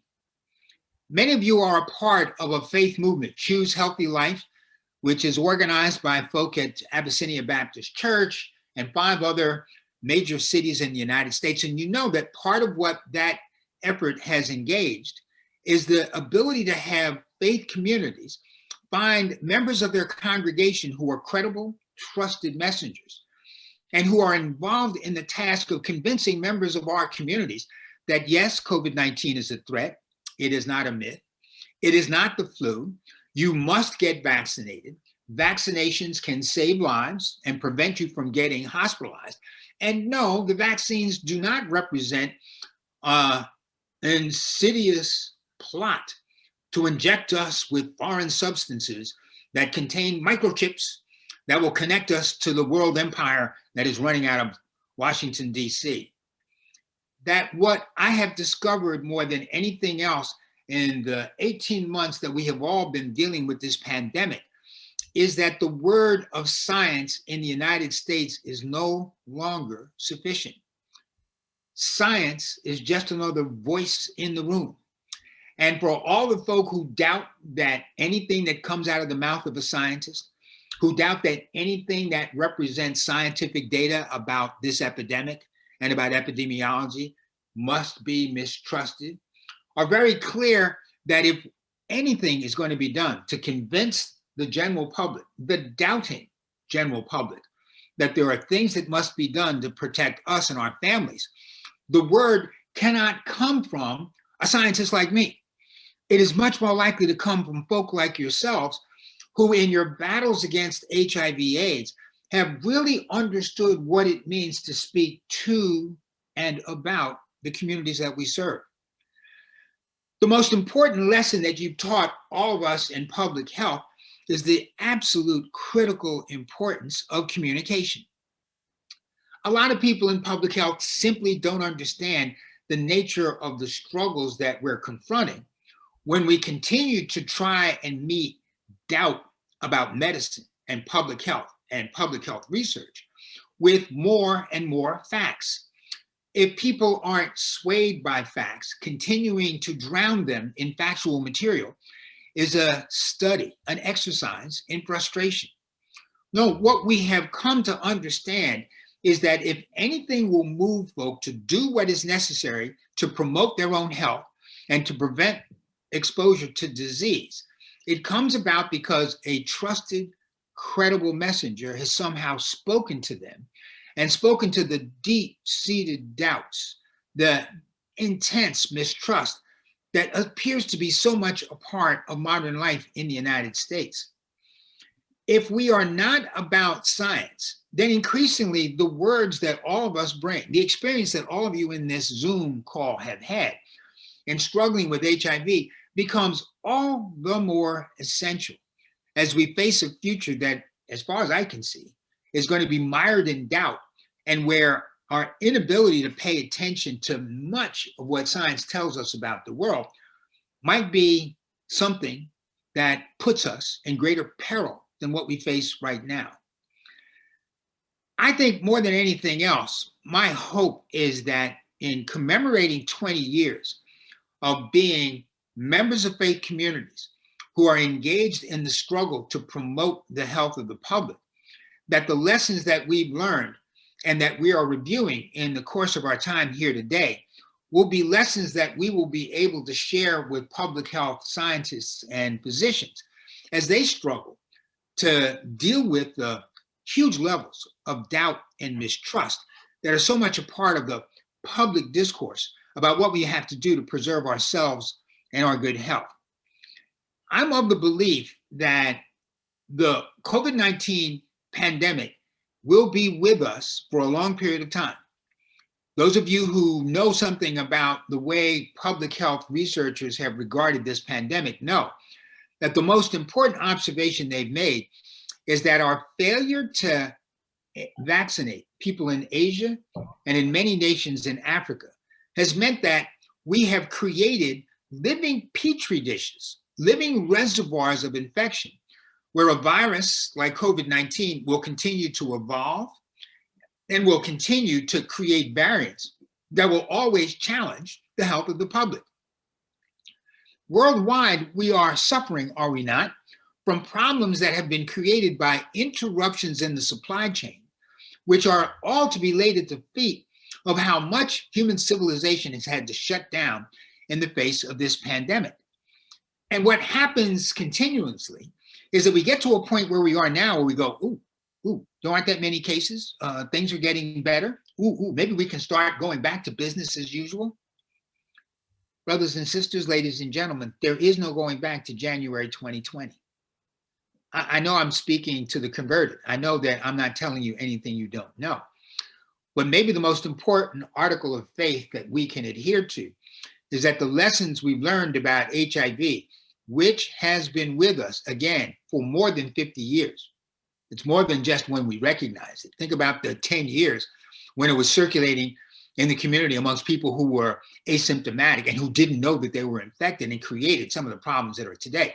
No, we have already learned after a half a century of struggling with a viral pandemic that the lessons that we learned in HIV/AIDS have to be adjusted and adapted for what we have to do to confront continuing threats to our health that will come about as a result of viruses like COVID-19 that have not ceased to threaten and to challenge human society. One final word. I don't know about you, but I keep getting the sense that this is Mother Nature getting back at us. Am I alone in that? You know, we are polluting the planet. We are poisoning our environment. The more people there are, the more we consume. And the more the things we consume are things that we don't know how to throw away. So Mother Nature is going, you know, y'all are just a pest. Y'all a bunch of parasites. And maybe the only way to get at you is to throw a condition in your path that will exploit all of your social and intellectual weaknesses. What is killing us about COVID-19 and what so threatened us with HIV was our notion that somehow or other we could continue our sinful ways, no other way to describe it, and continue to have Mother Nature give us a pass. No, we're commemorating 20 years of a struggle that hasn't ended. We're not sounding the all clear as we meet today. If anything, we're saying, whoops, look at who's up at bat now and what is the future going to bring? I know that I'm speaking to an audience of folk who, like me, have been around and who've seen a great deal. Maybe you, like me, are kind of clear that of all the things that we bring to this particular challenge is our age. And the fact that having been around long enough, we know what happens when you are forced to, as Carrie has just pointed out, reap what you sow. We're the folk who are basically here to say, listen carefully to the messages that we have to bring. Listen carefully to the understanding that all of us in our faith communities have learned, which is that together we have a chance of finding our way into the future. But the radical individualism that is so much a part of American culture right now, the notion that you are responsible for your health, that whatever happens to you is probably a result of your sinful ways. What we have learned in gathering together and in organizing our efforts to confront one viral pandemic means that our efforts with the current pandemic have to be redoubled. So I'm hoping that the time that we've spent today in this gathering is a time where, despite our age and our advancing years, we recommit to the struggle. We recommit to the struggle because it is not over. And if anything, it is calling to us in voices that are loud and clear. If not us, who? And if not now, when? Thank you. Thank you, Dr. Fullylove. A wealth of information. Thank you for your parallel comparisons of COVID-19 with the HIV that we had struggled with for many a day. Thank you for the gift that God has placed in your hands. And thank you for parlaying to us and re-energizing us as to the people most trusted to bring forth the message in our communities. We thank you.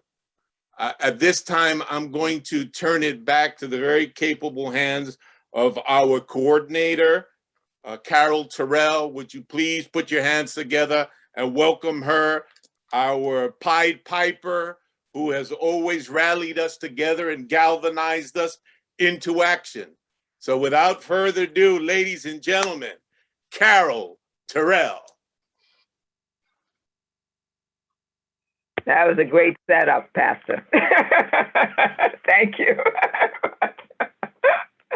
We have a couple of minutes before we ask Rabbi Sussman to close us out. So we wanted to open it up and to see if anyone has any questions or comments. You can kind of either raise your hand or mute yourself. We'll do that just for a few minutes before we wrap up. Oh, there you are, Pastor Latimer. Let me find you.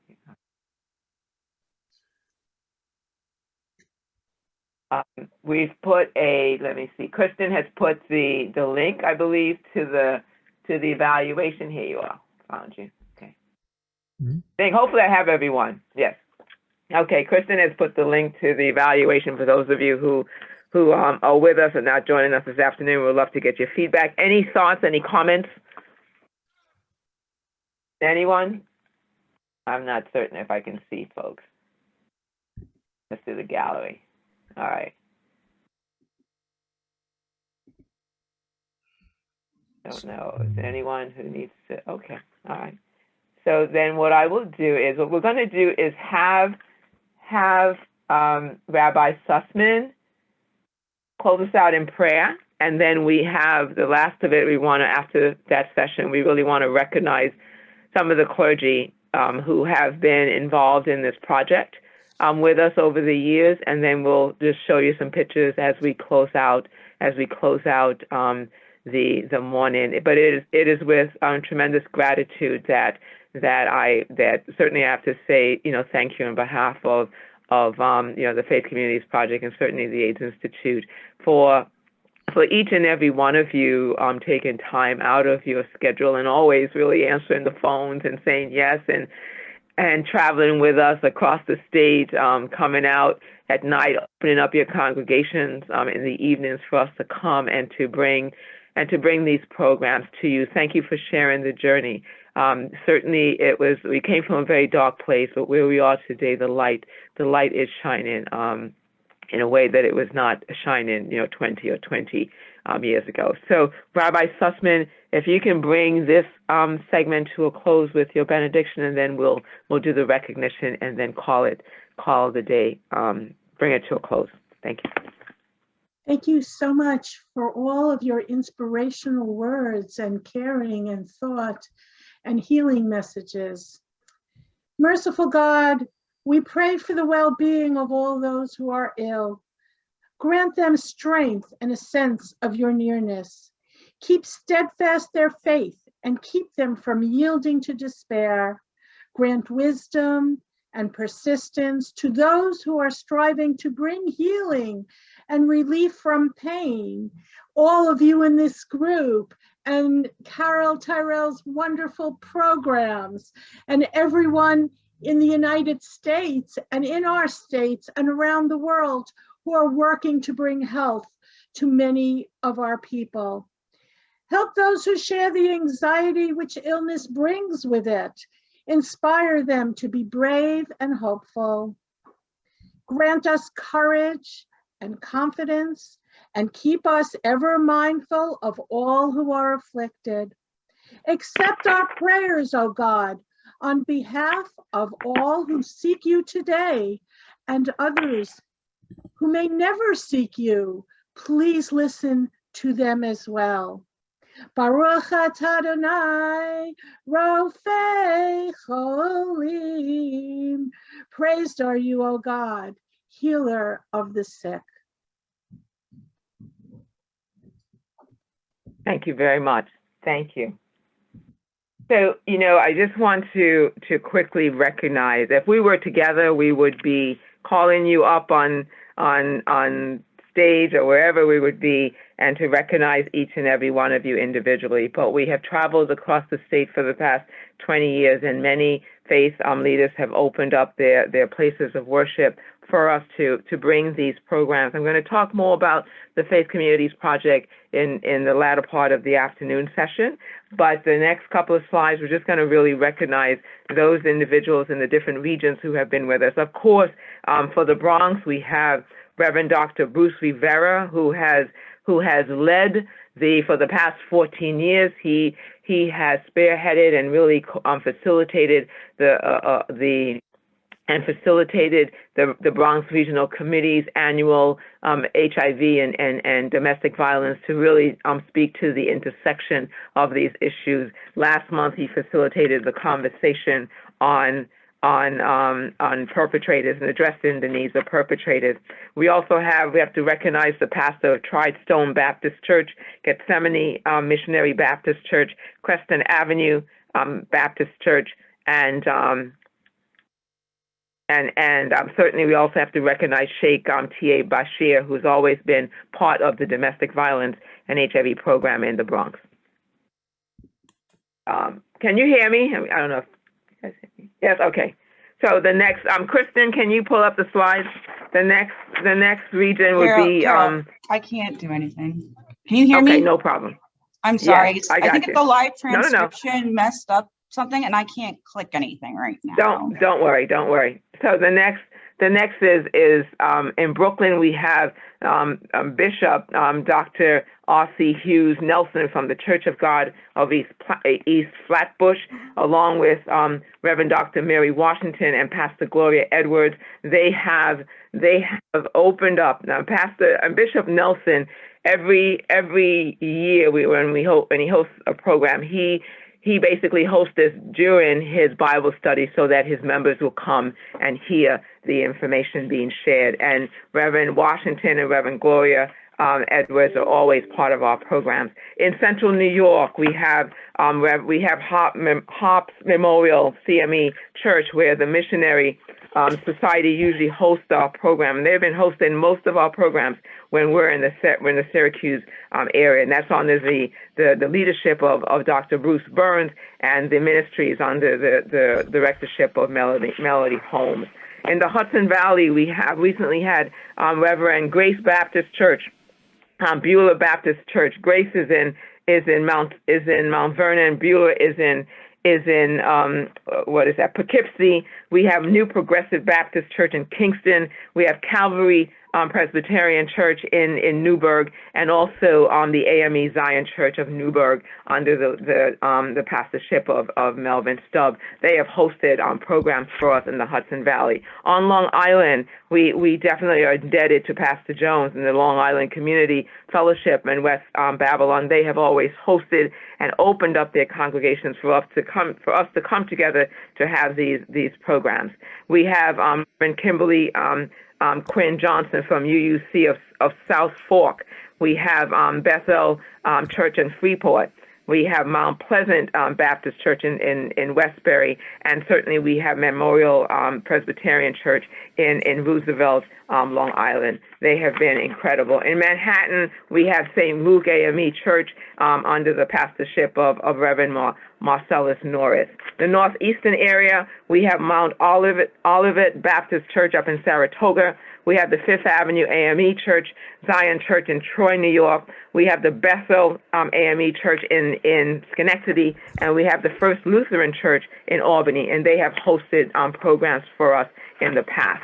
In Queens, we have St. Mark's AME Church. We have Pastor Paulette Zimmerman from End Time Ministries, Pastor Young from First Baptist Church of Corona, Reverend Henry Simmons from St. Albans Congregational Church, UCC, Reverend Robert Lowles from the Mount Moriah AME Church, Pastor Philip Falali from the Hosanna City of Refugees, Refugee Church. And those are the Queens programs. In Rochester, we have Reverend Phyllis Jackson from the Rochester Interdenominational Health Ministry, Reverend Julian Clay from the New Bethel CME Church, and Reverend Dr. Richard Douglas from the Zion Missionary Baptist Church in Rochester. And lastly, in Westchester, in Western New York, in Buffalo, we have Overseer Reverend Dr. James Lewis from the Full Gospel Baptist Church, Pastor Jeffrey Chambliss from the Mount Moriah Missionary Baptist Church,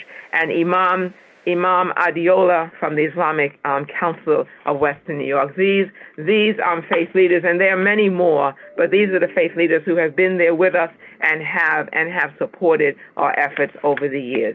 Since we're having technical assistance issues, what we will do is we'll show pictures that's what we're going to end with, some of the pictures from our various programs. But we thank you all for being here with us this evening.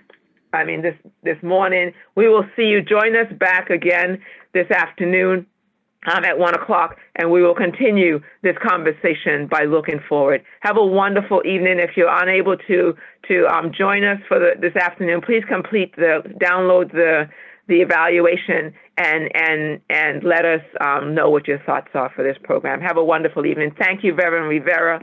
Thank you very, very much, Reverend Moshay. Thank you very much, Venerable Nakagaki. Thank you very much, Rabbi Sussman. Thank you very, very much, Imam Musa. Thank you very much, Reverend Jill. Thank you very much, Reverend Wyatt. Thank you very, very much, Bishop Latimer. Thank you very, very much, Reverend Jones, and I hope I haven't forgotten anyone. So take care with gratitude. Be well. Thank you.